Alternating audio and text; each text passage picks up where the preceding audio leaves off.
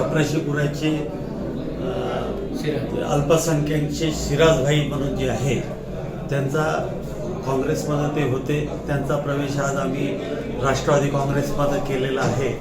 तसाच आपले दुसरे आमचे सचिन निकम म्हणून आहे, त्यांच्या धर्मपत्नी सौ निकम यांचा सुद्धा आज आम्ही प्रवेश केलेला आहे।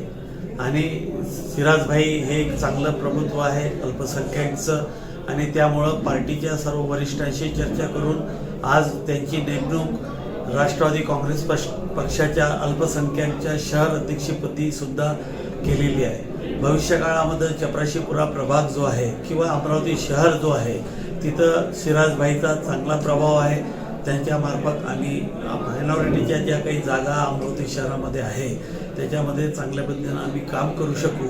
आणि आज जो एक प्रवेश झाला, परंतु प्रत्येक प्रभाग वाईज काही ना काही प्रवेश पुढच्या काळामध्ये रोज चालू राहतील आणि राष्ट्रवादी काँग्रेस या महानगरपालिकेमध्ये चांगल्या पद्धतीचं प्रदर्शन कसं करेल यासाठी कोणत्या लोकांना आपल्याला नवीन प्रवेश करून घ्यायचे आहे त्याचं नियोजन आम्ही चांगल्या पद्धतीने करतो। उमेदवार घोषित करायची प्रक्रिया आम्ही 23च्या आधी करू।